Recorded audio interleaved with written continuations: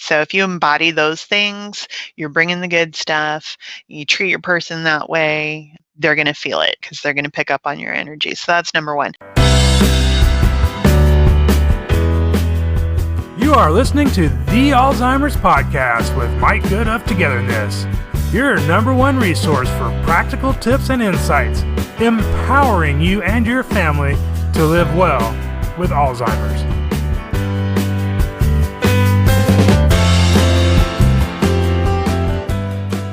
Hello, I'm Mike Good of Togetherness. Welcome to episode 37 of The Alzheimer's Podcast, where my goal is always to empower you to maintain a positive experience, reduce and eliminate the need for medications, and make your time together with those you care for the best it can be.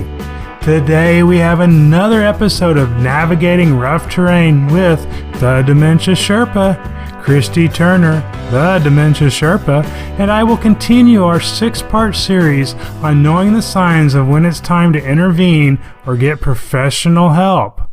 As I think we would all agree, safety is our number one priority when we're caring for another person, but we have to do this while still protecting their independence and dignity. This is a very difficult balancing act, and knowing when to take action while staying liked is very challenging.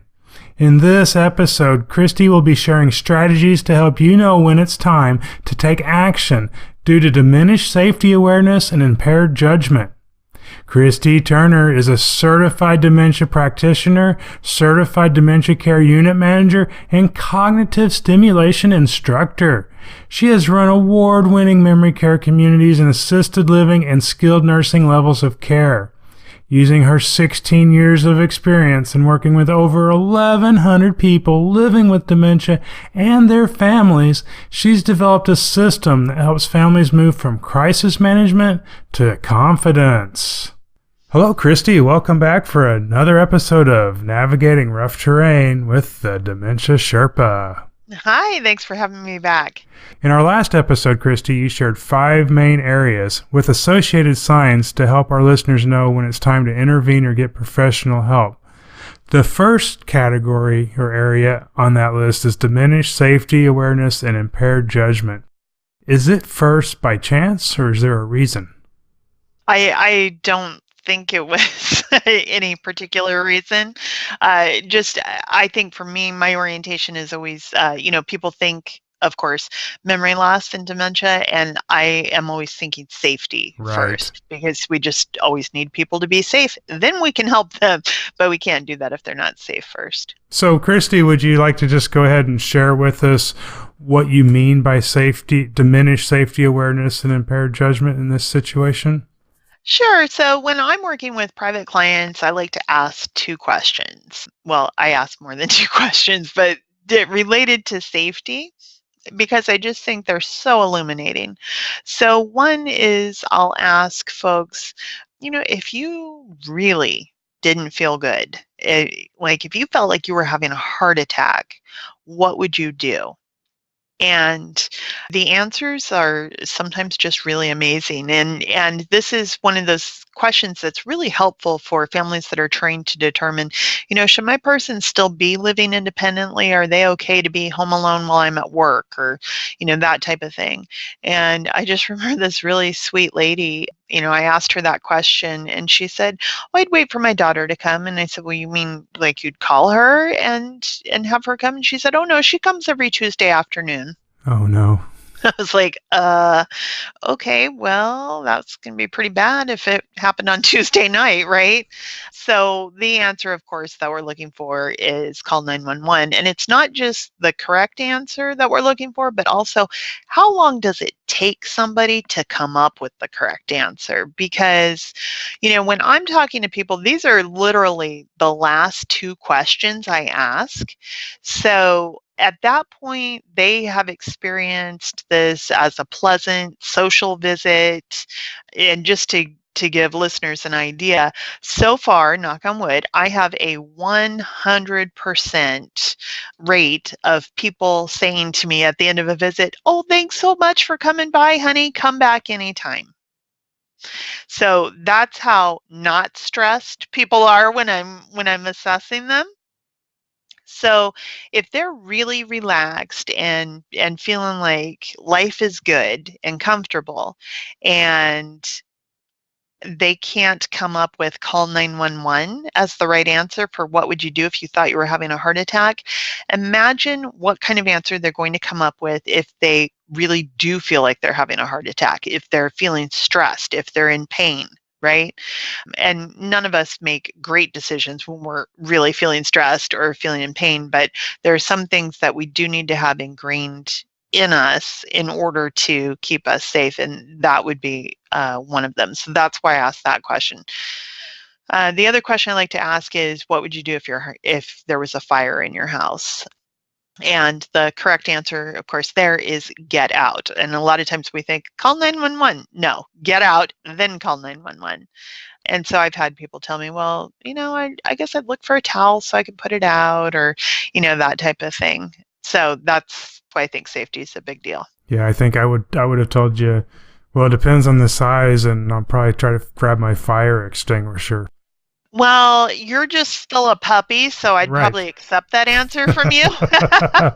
I would believe you that you could, grab a fire extinguisher if it was in the kitchen and, put out a little fire on the stove. But I do not like that answer for people who use walkers, or who I have seen, okay, it's going to take them a little bit to get out of this chair, right? So that's another thing that a lot of times we don't think about is how quickly can somebody move out of the house, and how much assistance do they need in order to do that. And what just went through my mind, I'm thinking, where is my fire extinguisher? So I had to process that whole thought, and that took me a second. Yeah. And again,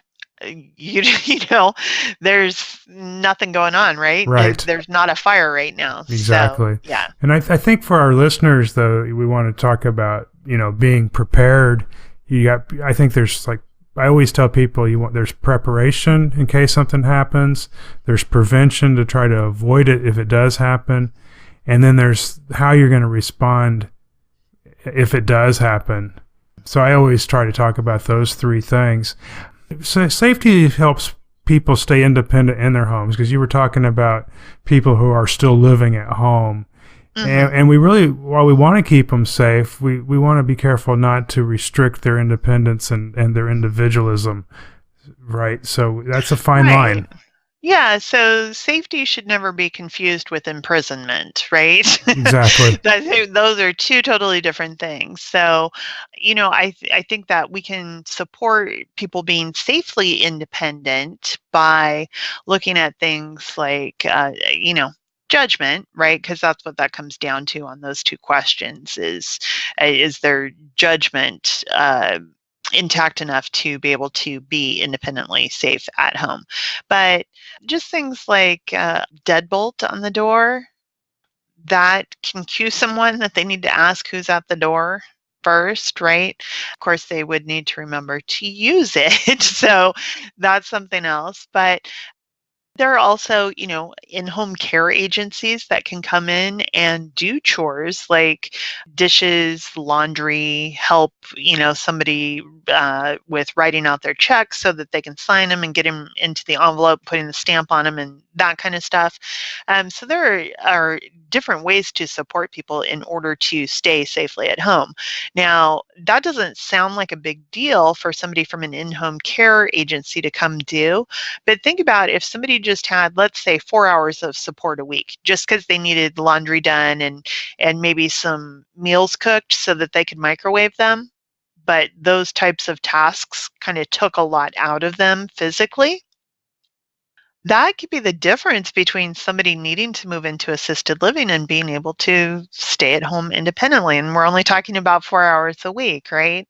So I think if we just kind of look at it like, once we've determined that somebody is safe to be at home, how can we support them in staying there and being independent? Like, if we just say, well, this is where this person lives, now how do we make it work?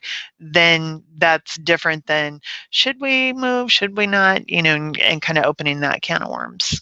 I was just contacted yesterday by somebody that was telling me that more and more people, in my opinion, are trying to find technology that can be the intervention and avoid having that caregiver or company come in.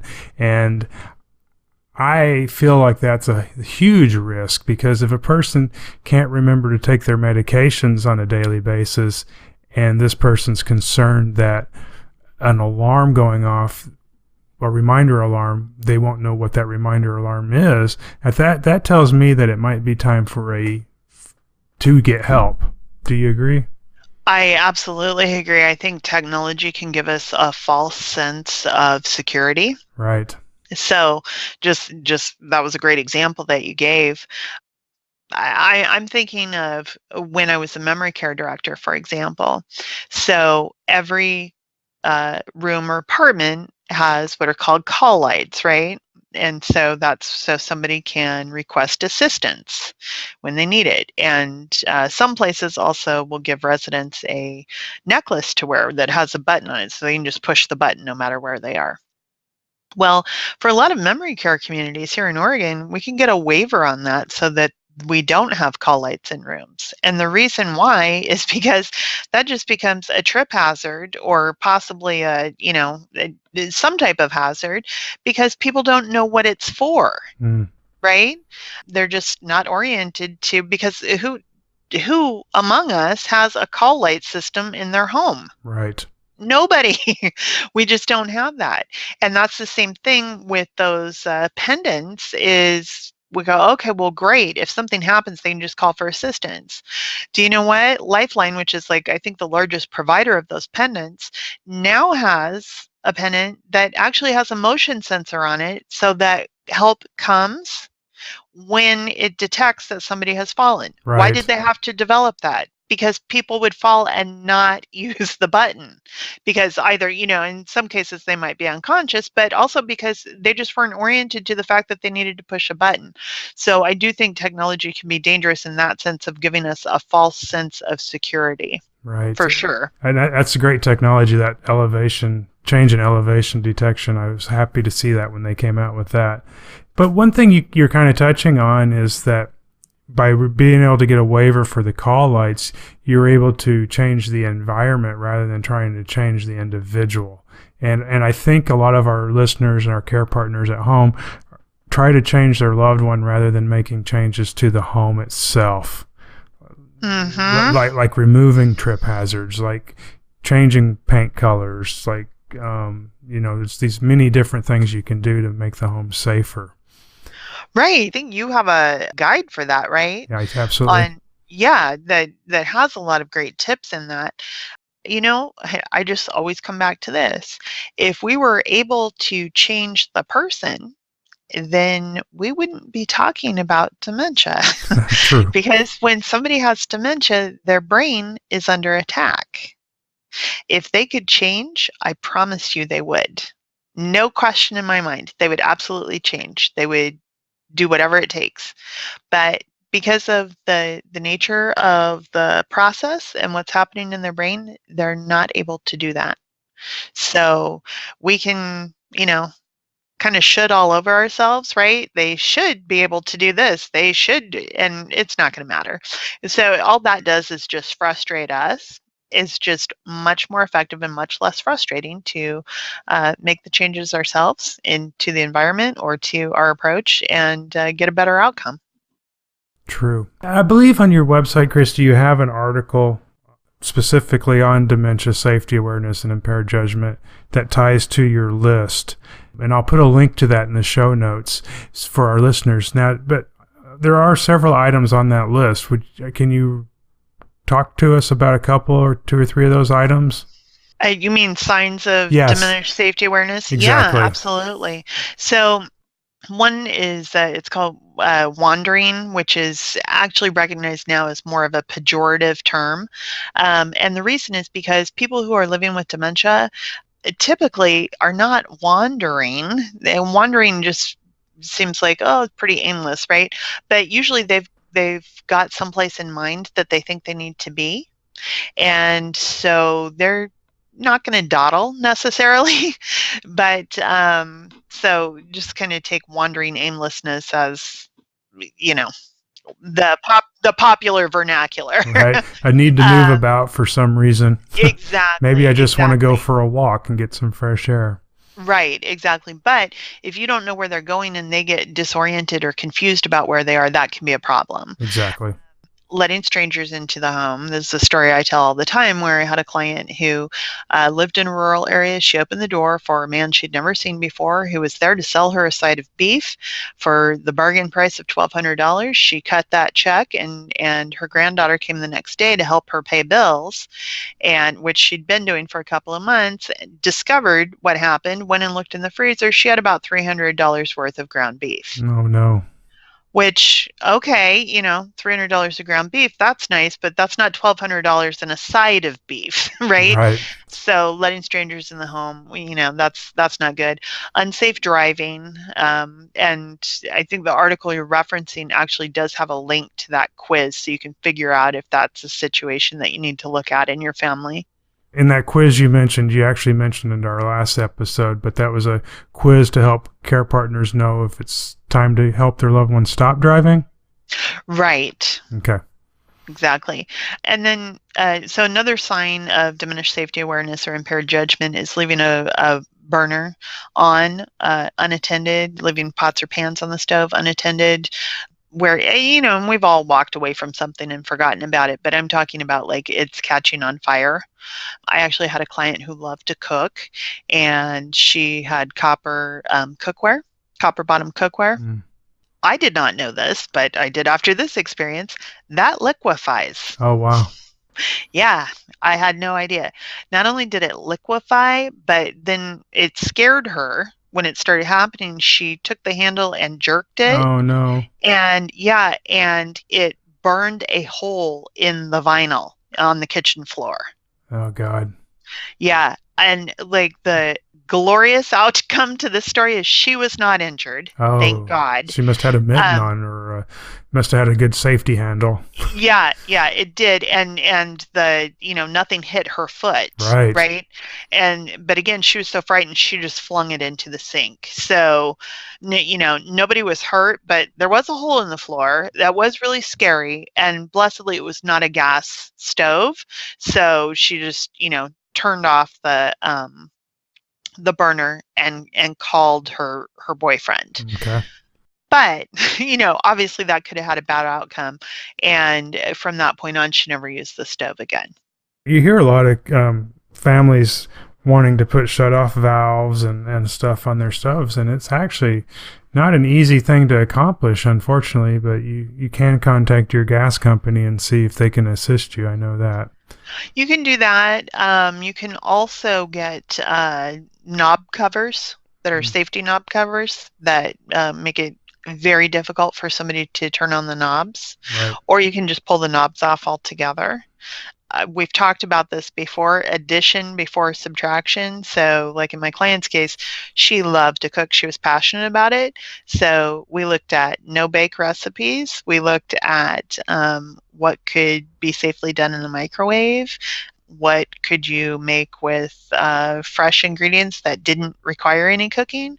And so she continued to cook, just not with the stove or the oven. And it was very satisfying for her. She loved expressing herself in that way and was able to continue doing that for a couple of years. That's wonderful. Yeah. That's a great idea. And then finally, just like as we talked about at the top of the show, being able to, you just want people to definitely be able to quickly and correctly answer what to do if there was a fire or if they felt like they were having a heart attack. So those are the common things that you want to look for. Right. And so as we intervene, and you used the term prison earlier, and I always tell people you want to avoid this all or nothing approach to care, where just like you just said, actually, addition before subtraction.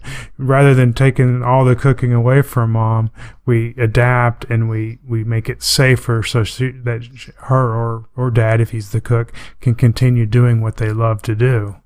So important because so Christy, thanks for sharing the signs and stuff to help our listeners know when it's time to intervene. But how do they stay popular, as you put it, with their loved one when they're doing this intervention? So actually, I think 3 ways that make it fairly simple. And remember, simple doesn't necessarily mean easy, but it is simple. So number one, just embody the good stuff, right? And so that's what the good stuff is, what I call bringing respect, kindness, love, empathy, and compassion. Right. So if you embody those things, you're bringing the good stuff, you treat your person that way, they're going to feel it, right? Because they're going to pick up on your energy. So that's number one. Number two, like we always say, we professionals always say, throw the doctor under the bus. So put that target on somebody else's back. You don't need to be the bad guy, right? So that's really important. And then I said 3 things, and now I just lost the third thing. Okay, so focus on those 2 things for sure. It'll come to How you. to stay popular. Oh, yes, this is very important. Have a plan. So have a plan before you intervene, right? That does not mean you need to be a genius. It doesn't mean you have to have everything all figured out. You want to essentially just have a sketch of your plan. So, for example, if your parent is not safe to drive anymore, you've done the driving quiz, you've determined they're not safe to drive anymore. Now you need a plan. So, one thing would be addition before subtraction. Right? So if they need transportation, what alternate arrangements can you make for that so that there are other things that they can do other than drive? And then embody the good stuff, and definitely throw the doctor under the bus and leave it to DMV to break the bad news, right? So that's kind of executing your little plan right there.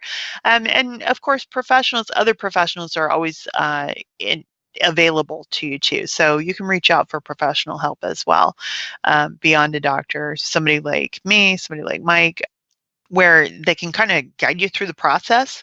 But having a plan, just kind of beginning with the end in mind, right? Like, this is the goal I'm trying to get to. And let me just sketch out real quick how I'm going to do it. Just because it gives you, I think, a little sense of security, at least a little sense of security, like, okay, I am actually going to get through this. I may be tempted to hyperventilate because it's really uncomfortable, but I know I have a plan. And so I can just, do ABC, and I'm going to be okay at the end of it. That's wonderful. So just a reminder to our listeners that today in this episode, we did cover the first of 5 areas that we talked about in the last episode where you can observe and learn to understand when it's time to intervene or get help. And in the next 4 episodes, we'll cover the next 4 areas. So perfect. So Christy, thanks again for joining us here on the Alzheimer's Podcast. And thank you to our listeners. My pleasure. Thank you.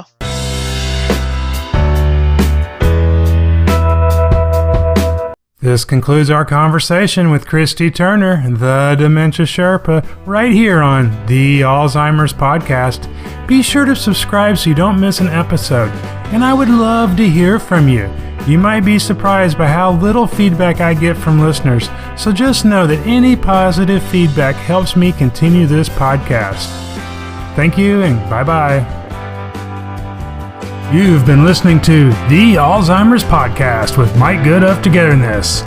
For more information and to get the resources mentioned in this episode, visit togetherness.com/podcast.